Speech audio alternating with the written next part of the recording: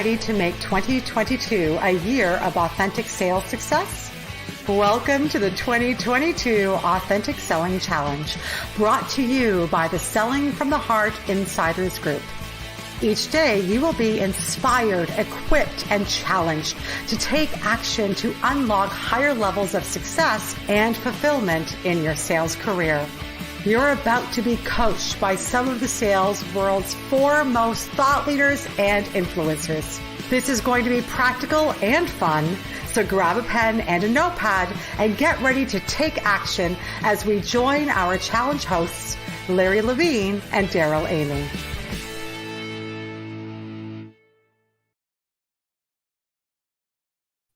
Hello and welcome to day 3 of the 2022 Authentic Selling Challenge. Daryl here with Larry Levine. What's going on, Larry? Hey, I'm super caffeinated this morning, so y'all just be prepared. It's 2 cups of coffee and a grande Americano. You better watch out. Wired. You better watch out. It's going to be great. We got Bill, we got Chris. Hey, layman's terms in the house. Welcome, Doug. We got Dave coming in. If you're online, give a shout out. Let us know where you're from. I see Matt from Mobile, Alabama. We've got a great day teed up here, ready.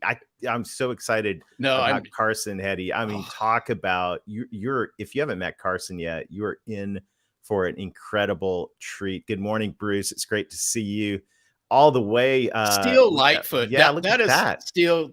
You're awesome. That is the coolest name, Steel Lightfoot.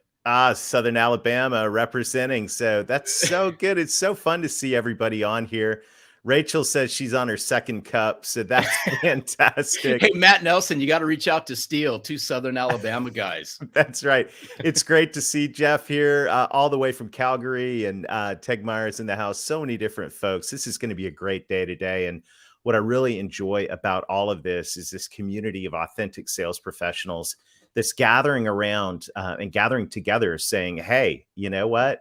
I may not always find authenticity in my office. I may not find it in the bullpen where I work, but there's a circle of people here. There's a community of people that are dedicated to being authentic in sales and driving authentic sales success. And we're kicking off 2022. And Larry, we're off to a great start. What an amazing day yesterday with Heather Monahan. My goodness. Oh, Heather's amazing. In fact, it was like literally the minute the challenge was over yesterday, I got an email from Heather and she just absolutely loved it. And you could tell by the social comments, Heather just brought the goods yesterday. It's going to be, it's fantastic. If you missed it, the good news is we set the VCR, we taped it. It's available. And if you register, I hate when you go down the VCR thing because you just dated yourself. I just want to make you feel comfortable, Larry, and at home. Anyone else in the chat? We all remember VCRs, but hey, it's recorded, and that's the good news here today. And you can go back and you can review this. If you're not yet registered, just go to AuthenticSellingChallenge.com, register, and you'll get access to the recordings and daily updates and all that. But today's episode is brought to you by From the Heart cards. And look at what showed up in my mailbox. This showed up a couple days ago, and I got to give a shout out to none other than that. Who do you think sent it? It would have been Limmer. Mike Limmer. It was Mike Limmer. Thank you, Mike Limmer. So this is just so beautiful and brilliant, and all of this. I put out on social my word of the year every year. I have a word of the year. My word of the year this year is endure. So this shows up in my inbox along with this amazing, beautiful note from Mike about endurance and pushing forward towards my goals. Again, you know where most of my mail goes? It goes in that basket right over there. Do you know where this thing is sat all week? It's sat right in front of me on my desk, and it probably will for the rest of the year. I think it's so powerful when you can take the time, and really just takes a minute or two, to notice someone or something and actually put a card together and send them a custom card. Incredibly powerful. Yeah, I think it's twofold. It's taking the power of a handwritten note and a comment and a thank you, and it's combining it with From the Heart cards. I saw, I knew your word of the year was endure, but let's just think about if you could capture the moments that your clients and your future clients have posted on social because it's meaningful to them. Pay attention to those. draft up a card, send Ah, it to them that you were just thinking of them. Just a couple things. I have to show this because this is our oh, look at granddaughter. that. But Nice. this was our first outing to the Los Angeles Zoo, and it just happened to be right around my birthday. So somebody was paying attention and sent this to me. It's just simple things like that. People will never throw these cards away. And if you want to try it out, if you're not already using From the Heart cards, powered by Send Out Cards, an amazingly brilliant company with a beautiful vision of encouragement behind it, just go to FromTheHeartCards.com, and right there you can actually send your first card for free and try it out. See how easy it is to grab something off social, to put something like this together. And I'll tell you what, this is authentic. This shows me that Mike is paying attention to me, and Mike cares. And Mike, thank you. This type of stuff is so beautiful and so practical and so meaningful. And all of it links up nicely with what we're talking about this week, which is authenticity. And you can't have a conversation about authenticity without bringing some Brene Brown into it, right, Larry? Absolutely. And, there's so, by the way, I think the best Brene Brown book, just off the cuff, the best Brene Brown book I've read is The Gifts of Imperfection.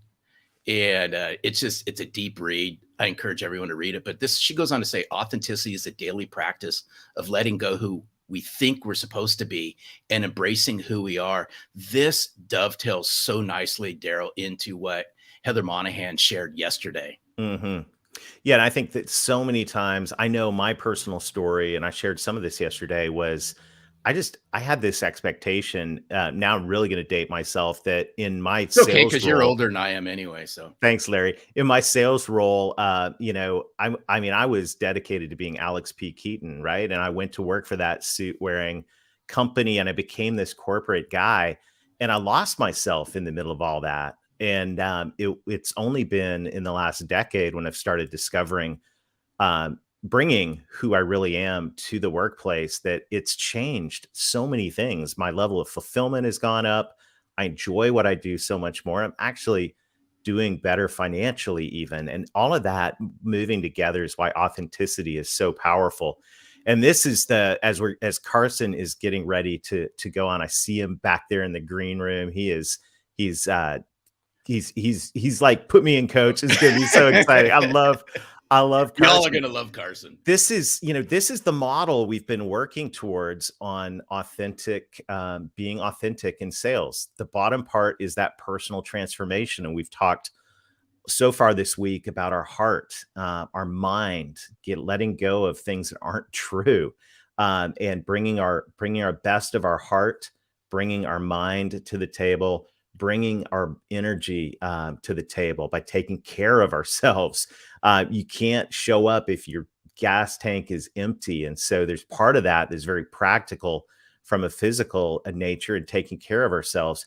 And it's all of these personal things behind the scenes that end up driving and fueling, if I may, the public success of sales. And all of these are components of authenticity. You got to do the inner work. And I think that inner work really drives towards things like authentic relationships. So you actually have something to bring to the table to develop authentic relationships. Yeah, and when you talk about fueling your tank, it all starts with the inner work. This is tough stuff, but I promise you this, the work that you do on yourself gets magnified out into the community, because people will sense it. It's tough work, but the hardest work is the heart work, Daryl. You're absolutely right. So throughout this week and in the follow-up, we'll be talking about the Trust Building Intensive, where there's this group of like-hearted salespeople that's going on a deep journey to apply these principles of authenticity to build trust throughout all phases of the sales cycle. So pay attention. We'll have more and more information on the Trust Intensive. But when I think of those two words, trust and intense, there's someone that comes to mind. That's none other than our good friend Carson Heady. Let's welcome Carson Heady to the 2022 Authentic Selling Challenge. What's going on, Carson? Carson Heady. Gentlemen, it's great to see you. Great to be with you. Thanks so much. Yeah, I'm glad you're here. And I am so excited about this conversation. And I know you are as well. For everybody that doesn't know Carson yet, what we've got here is a really special. This is really, really special because not only do we have somebody who has a deep tenure and experience in sales with some of the world's best companies, and a podcaster, an author, a thought leader, but someone who's in the field right now and taking time to share with us today. All of it's really beautiful. Carson, I'm so glad you're here. And I'm really looking forward to hearing what you have to say about authenticity. Thanks so much, gentlemen. It's truly a thrill to be here. In fact, I have to pinch myself often. Talk to luminaries like you, and I always enjoy our chats and everything you stand for. I think it's a true testament, especially when here in St. Louis, we're very blessed with some sales talent. And I was actually having lunch with a traveling friend, John Kronemeyer from North Border, and my friend Matt Barra, who works for Cisco, and then Mike Weinberg, Paul Riley, some household names. And we're all sitting around having lunch, and who else comes up in the top of the conversation but you guys? And I like to start with the proof.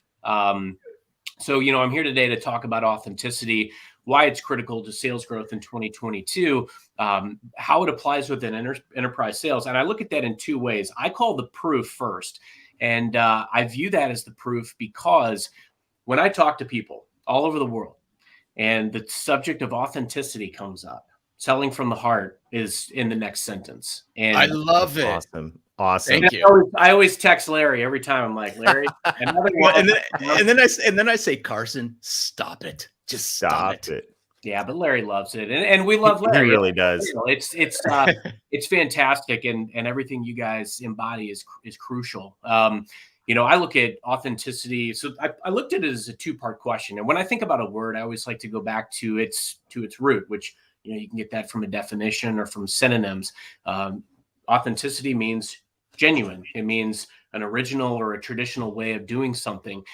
It takes me back to the love of the game, which is sales in its purest form.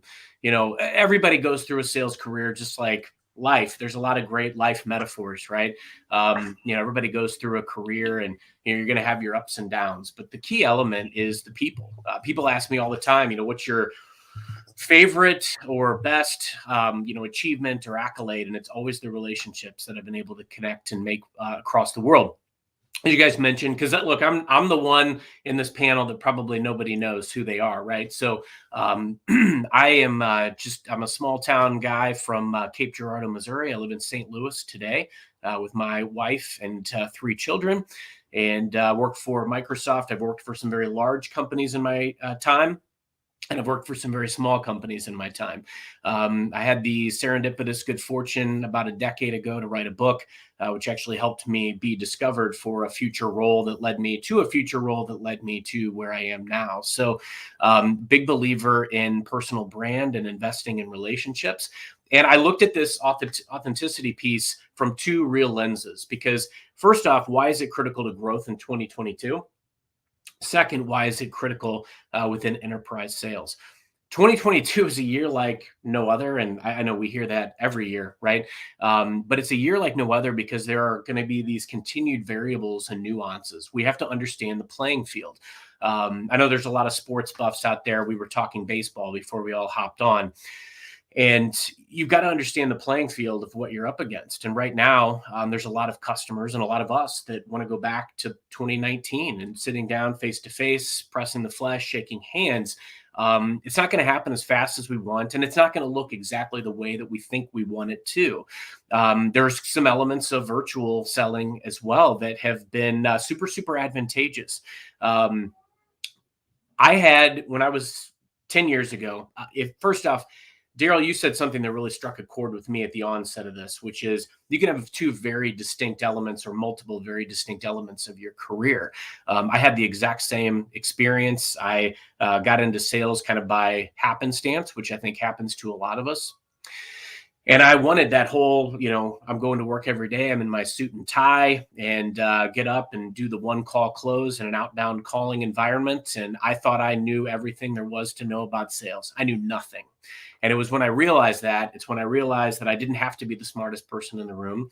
It's when I realized that getting other people in the boat with you and investing in relationships, that's when it really took it to the next level.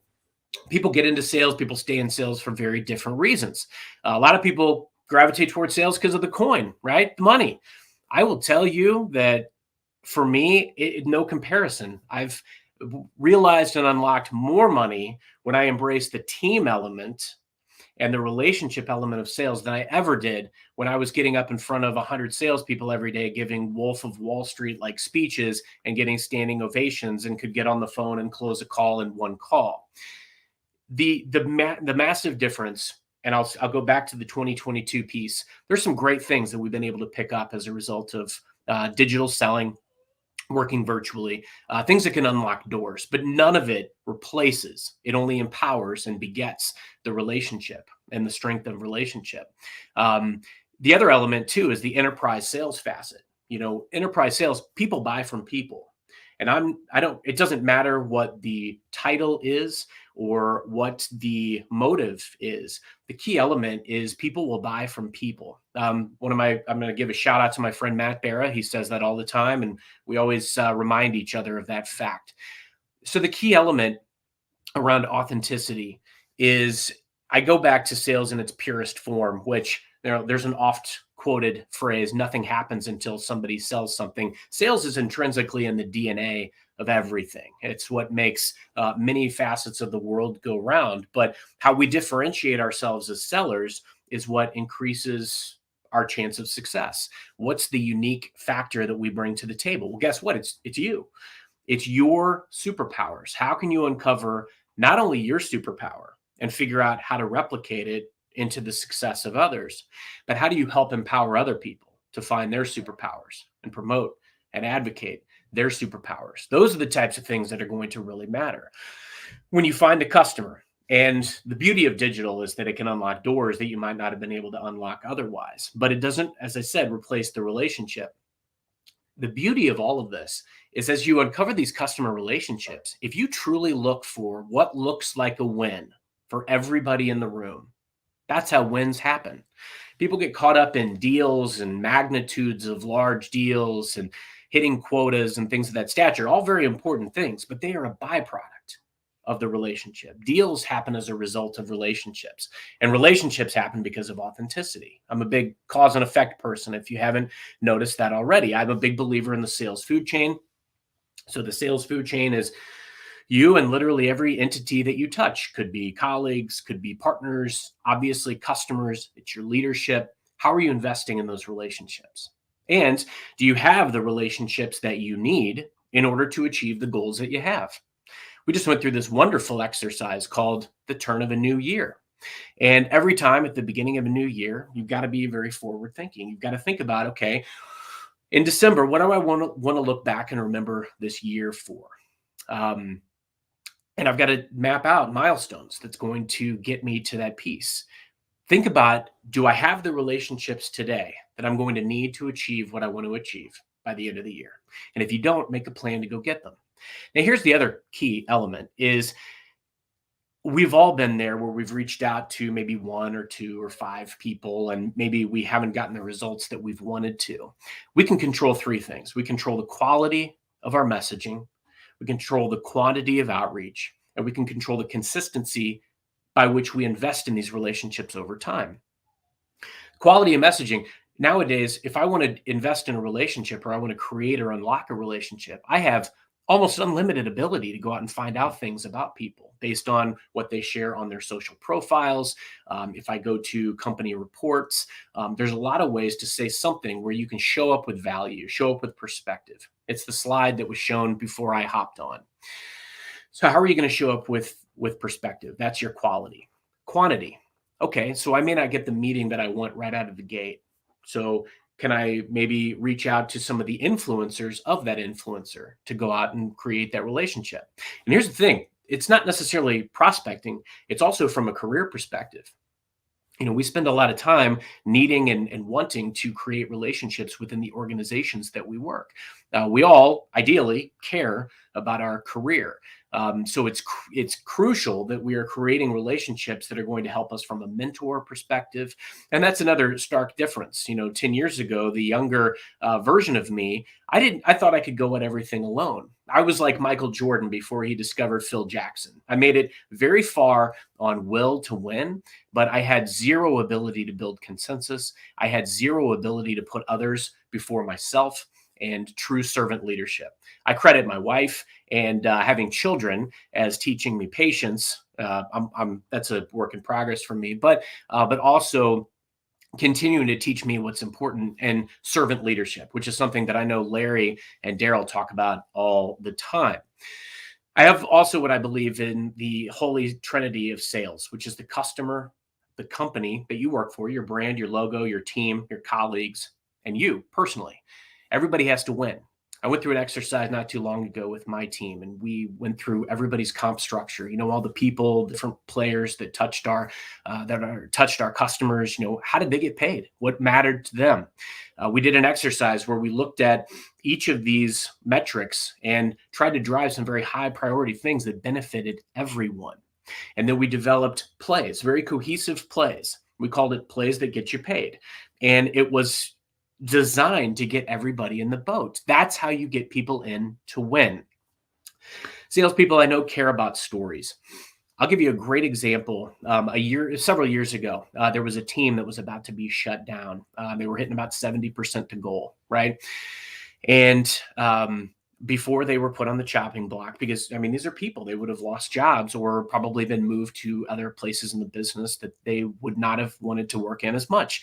And before they were chopped, I agreed to take them under, my jurisdiction of the business. And anytime a new manager comes in, I think there's always that, what are they going to do? What changes are they going to make? I didn't make any changes. I came in, sat with them, spent time with them, understood what made them tick, understood their why. And I want to preface all this by saying that these same principles apply to every relationship, because the best customer relationships I've ever had as well, I understand their why. I understand what looks like a win to them, and I get their input. Their input is integral in creating the path forward. It's not about me sitting there and spouting off everything that I or my company have to offer. That's meaningless. Anybody can do that. But what sets me apart, I'm the difference maker. I'm the differentiator. And that's how I challenge each of you to look at your scenario. Well, I took this team on, spent time with them, and we had about a month of runway, right? Didn't make any changes right out of the gate. Spent about a week just sitting with the team and learning and getting their input. Hey, this path is not working. If you were in charge of it, what would you do? What would you do differently? And they had to make some concessions, right? Because they had to acknowledge, look, the process that we're doing is not working. So what would we change? And we met as a team. We made changes together. We hit 141% to goal the first month. That team still exists today. That was a decade ago. And so the point is that was an authentic investment in relationships. We all wanted to win. We wanted to survive at that point. We wanted to endure. Key word. But how do you get there? You got to go back to the fundamentals. A new year is always really a great time to revisit the fundamentals. And again, we were just talking about baseball before this. I love sports analogies. So please humor me if I make a few in the course of this conversation. But it's all about fundamentals. You don't drastically change your swing when you're looking to recapture old magic. And if you've been in sales for any amount of time, you've had some great wins. You probably had some losses. And it's all about what you learn. Before the holidays, I was reading, I love reading leadership books. I was reading a book by John Wooden called Wooden. And it's actually more about life and life lessons, but it's kind of amazing the life metaphors that can be made that apply to career and sales, right? He was talking about how winning is great, but it doesn't last. What lasts is the lesson, what you've learned. And the people that you meet along the way, I look back and it's amazing to me how many people I've had the luxury of meeting, the customers that I've been able to connect with and work with that I still talk to today. And if you think about just in the world that you operate in, the relationships you're investing in today, you never know where they will bear fruit or when they will bear fruit. That's why it's so important, back to the consistency element of investing in these relationships, because you never know where they will bear fruit. I've had many customers that we've had a great relationship, great rapport, but they couldn't do anything with me because they were locked in with a competitor. That's okay. In fact, I've even recommended competitors in certain situations because I knew that was the right move to do. And I had a friend that worked at the competition, wanted to make sure the customer was taken care of. Guess what? They moved to another organization. They ended up doing business with me there. Great business. And that never would have happened if I hadn't invested in the relationship and truly cared just what looked like a win to my customer. Understand all the resources that are at your disposal. Get other people into the boat with you. I think the key element too, when we're looking at enterprise sales and just sales in general, authenticity comes down to these things. These are the areas that it impacts. It impacts your results and your personal trajectory. I've obsessed over people and process in my career, and I've never worried about a sales result in my life. It also impacts your personal brand and your reputation. I told a story when I hopped on. The personal brand and the reputation of these gentlemen that are hosting today, globally known. Is that something that is of interest to you in your life? Do you want to have a brand and a reputation that gets you noticed, that makes people want to work with you or for you or promote you? And that's how you get there, is by focusing on investing in wins for other people. The next one, relationships that you're able to form inside your organization. These are going to impact your career growth, your learning. These people could be mentors. I can't tell you how much I've learned from mentors over the last few years that has been extremely impactful for me. It's made me better as a person, as a husband, as a dad, as a manager. All of those things are super impactful for me. Lastly, it impacts your approach. It's going to impact your outreach, how you engage with customers, and your reputation among buyers. See, these are the key things that you control. It's another oft quoted phrase, control the controllables. And you can't control everything. In fact, in certain situations, like even in a pandemic, there's very little you can control in some situations, but you can always control you. You can control the way you meet other people where they are. You can control how you uncover and that you uncover their why. I was reading a post this morning from Nigel Green. Stop asking, how are you doing? Ask, how are you? Truly mean it. Care. Those are the types of things that are going to leave an impression and leave a mark. That's what makes you stand apart, is that you're genuinely interested in delivering a win for other people.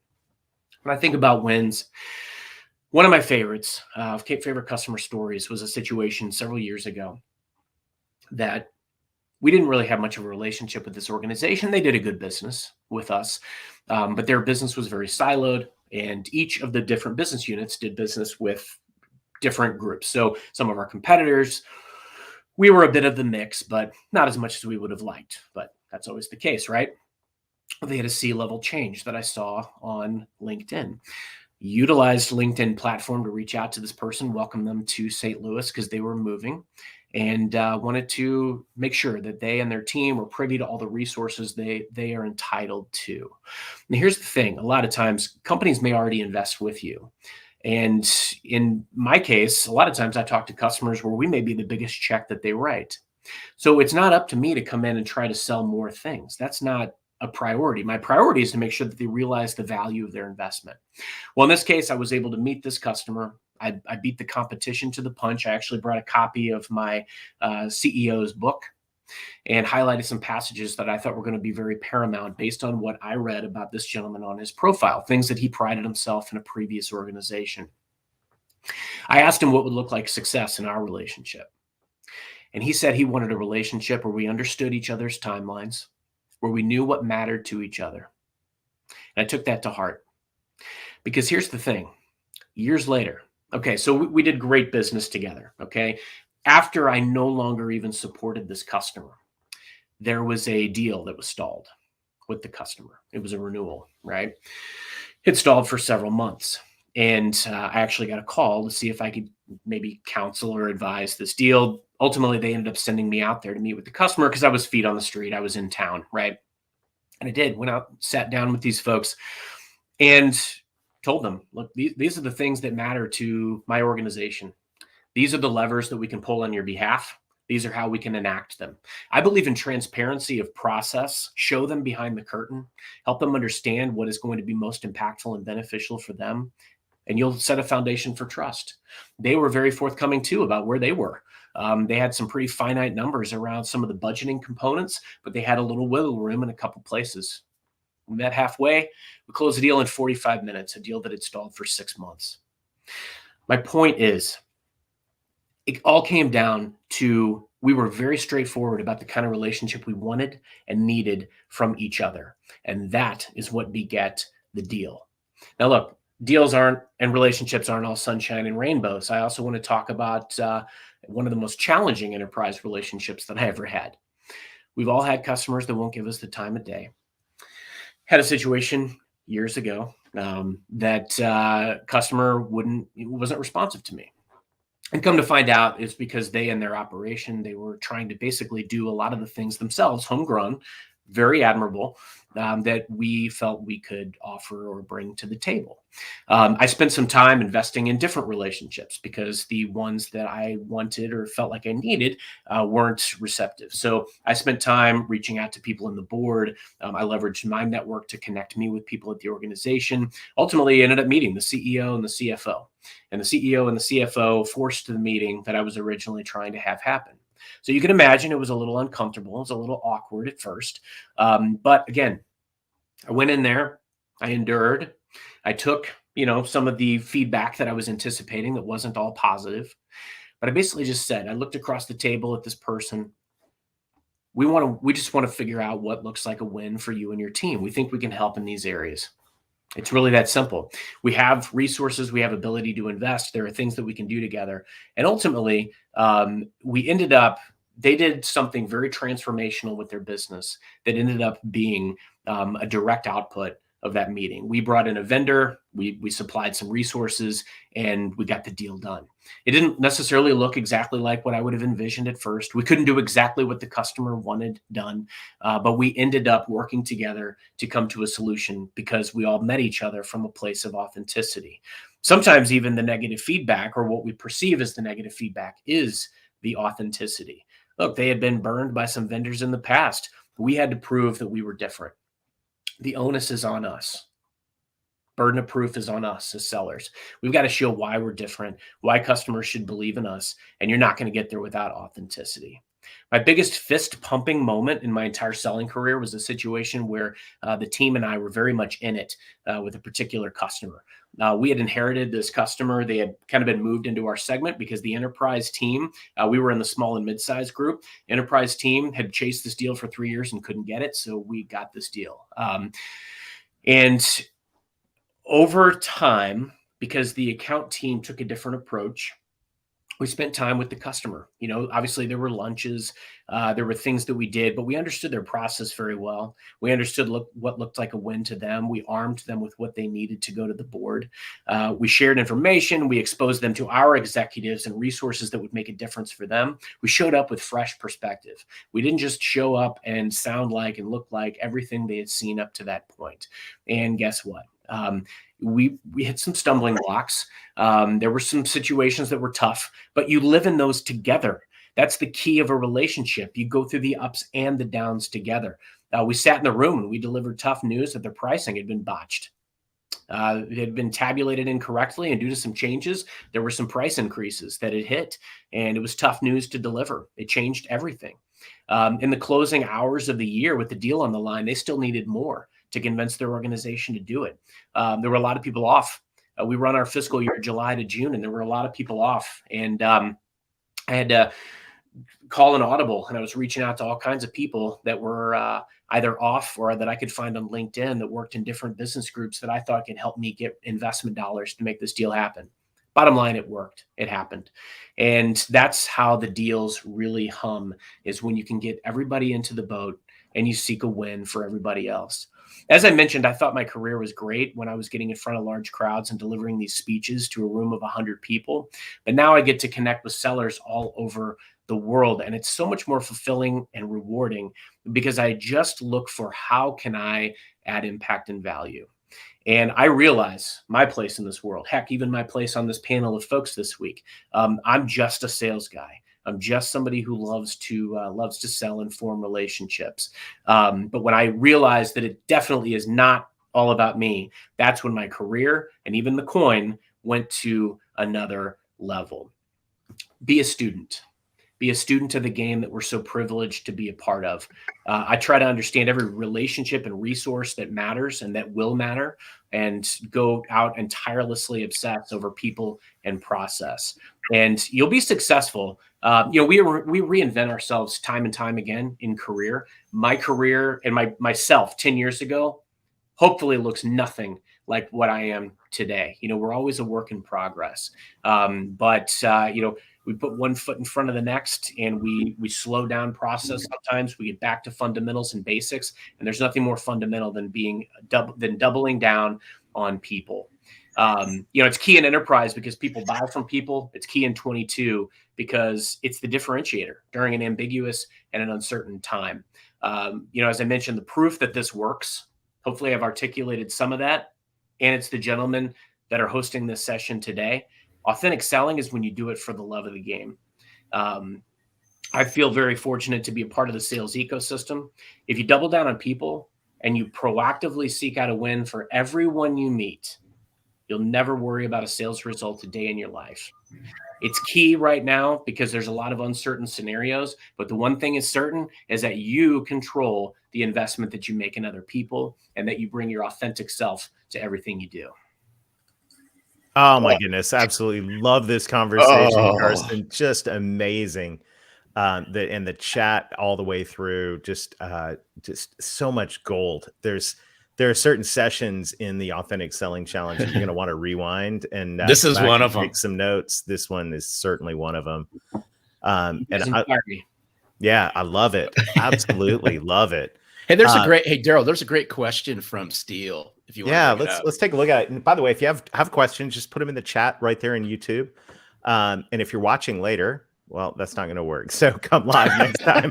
I'm just thinking of somebody watching tonight, putting that question and going, no one's answering the question. Got to come live. It's part of the benefit. Hey, Carson, my question, what is your preferred way of growing as a sales professional? How are you continuing your education? Fantastic question. I love that question, Steele. And thank you, by the way. Mm-hmm. I back it up because for me, being a good seller is about being a good person.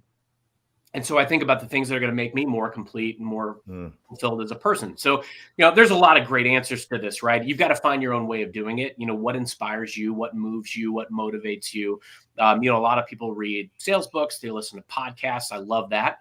A lot of people go out and try to grow in areas that they don't feel as strong in today. For me, might be technical acumen or, something where other people are a lot better than I am at it. But personally, I'd say look at the person, look at the seller that you want to be or the role that you want to grow into, and think about the things that you're going to need to be successful in that role. They say we're always interviewing for our next role. Try to pick up some of those attributes, but continue to grow your strengths. Really harvest your strengths. Look for ways that you can parlay your strengths into the wins for other people, because that's going to open up a whole new source for you. I didn't touch on this much whenever I was speaking before, but I had the very good fortune at Microsoft of becoming known for social selling globally. I started doing it on a small scale. It worked. I had results. I was asked to train it. Figure out, what do you want to be known for, and really develop muscle in that area. What do you want to be known for, and what do you want to help others as a byproduct of? Go out and learn those things. I mean, me personally, I love reading nonfiction. It frees my mind so that I can be completely sharp. I like to exercise. I come up with some of my best ideas. I wrote half of this, my prior spiel on the treadmill this morning. So you never know. Your growth and your learning can come from anywhere. So think about the things that are going to really motivate you and get you going, and go chase that. Great. Gold. Great. Absolutely gold. I love that. Rachel is asking a question that I think is relevant to so many different people right now. Price increases, shipment delays, supply short chain problems, all of that. How are you explaining those types of things? Could you coach us on how to explain those types of things to clients in an authentic way? It's so timely. And it's important, again, to take a step back, because the key is to have the foundation of trust in the relationship. Mm-hmm. Because if you have that, those situations become a lot easier.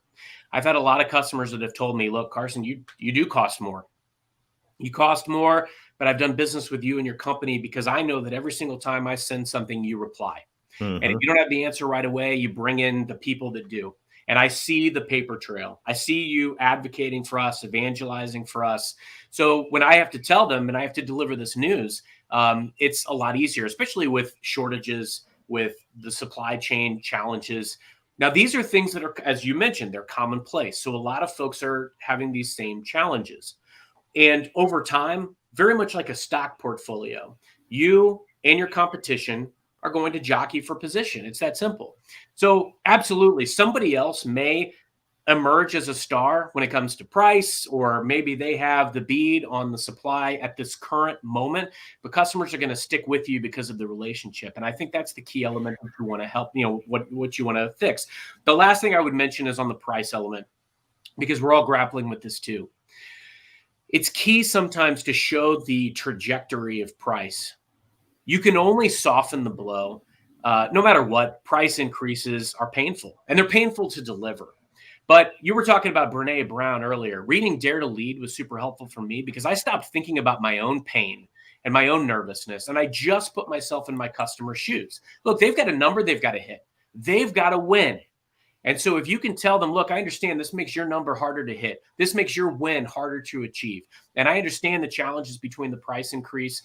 But if you look at the trajectory over time of the price, if you look at some of the value that's been added in that time, and the value that exists today that didn't exist with the old price necessarily, and some of these difference makers, the value that I'm going to add, the intangibles or the tangibles, whatever that is that I can bring, these additional levers that I can bring, those are the things that I'm willing to deliver that hopefully can soften the blow, make this easier to bear. That's what you do, but the relationship being first is key. Hey, really quick, I want to key in on something that you just said, and I was also looking at some of the comments in the comment section as well. I think this price conversation becomes less when you have that genuine, deep relationship with somebody. It's having those uncomfortable conversations with people. They become more comfortable the stronger the relationship is. And I think where salespeople miss the mark, especially when it comes to price increases and all that, is they know they have to deliver this. Yeah. But it becomes difficult when that relationship hasn't been solidified. That's it.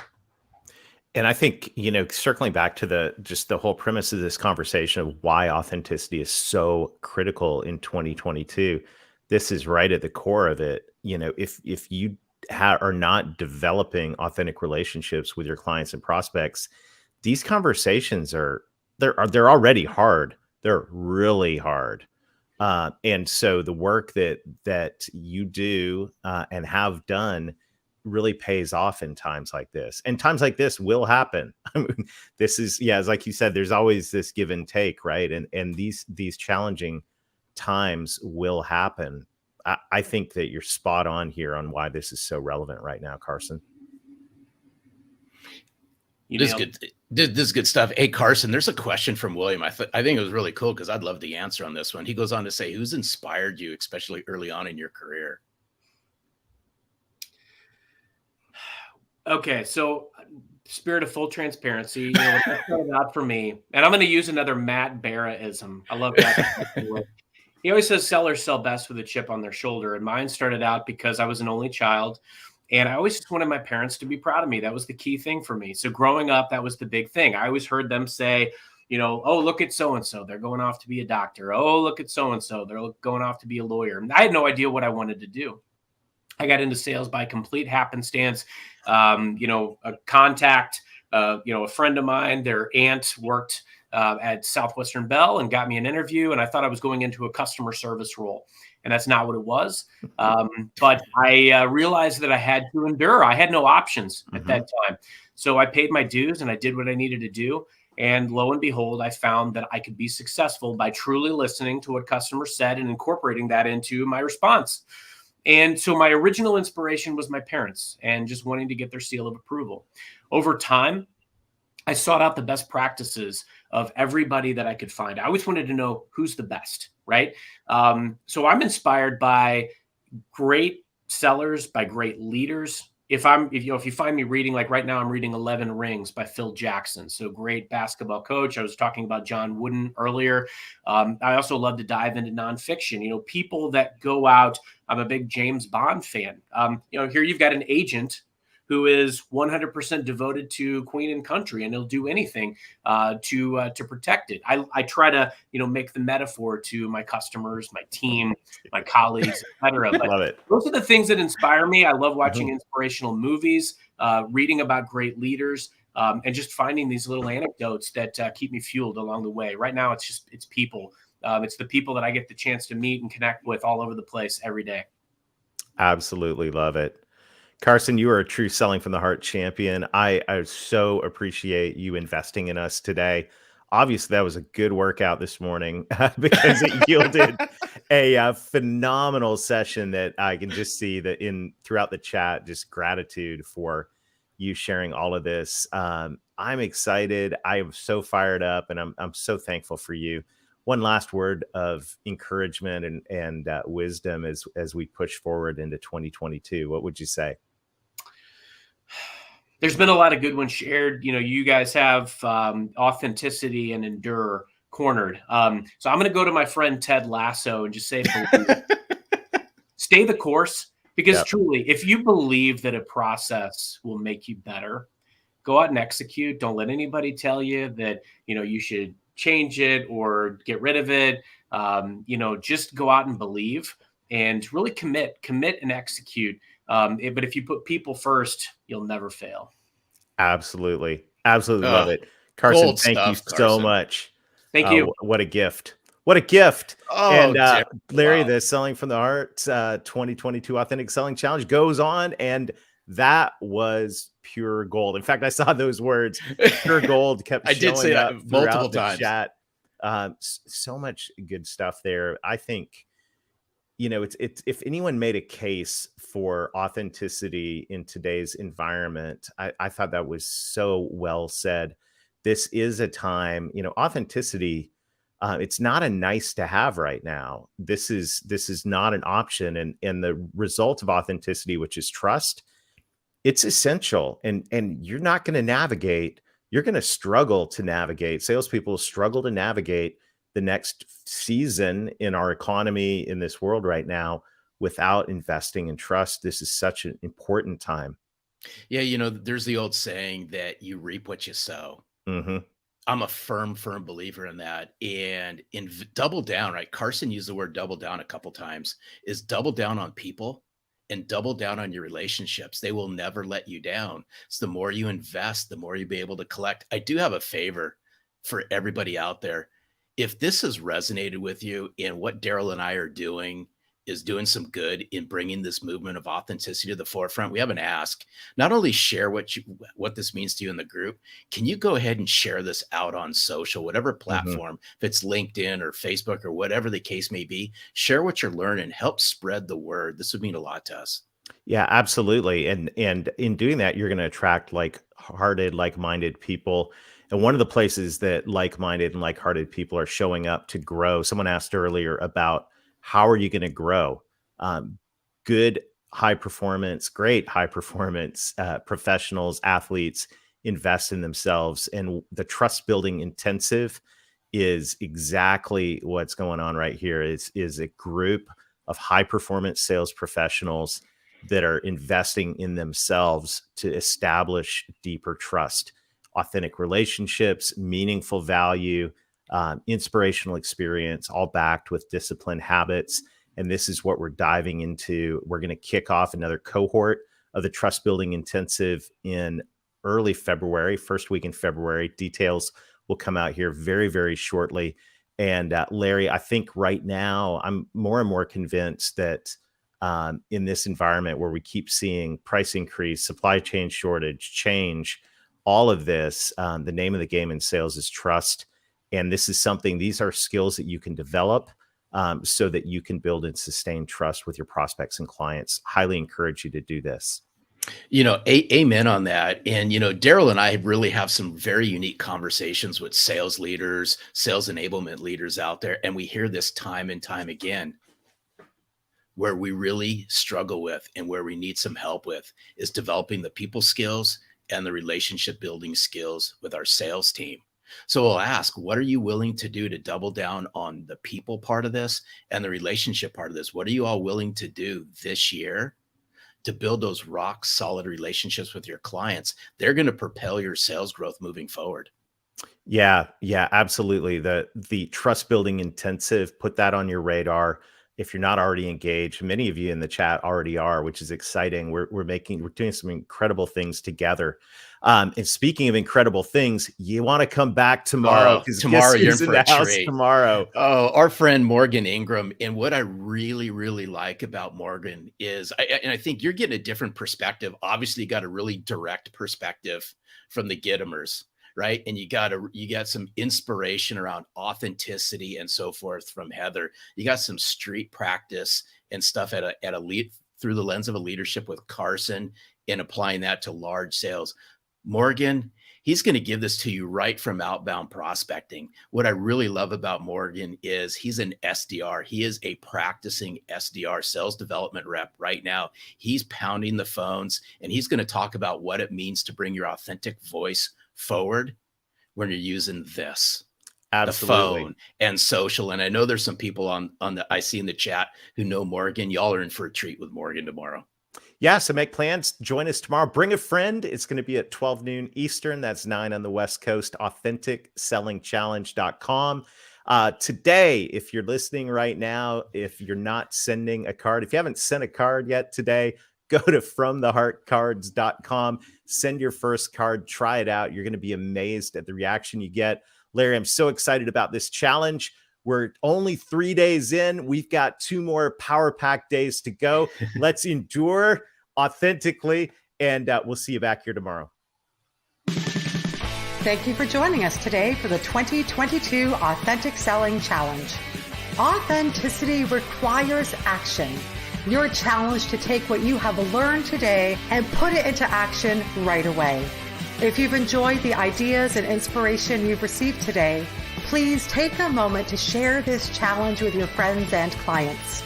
Let's all take action. We'll see you again tomorrow.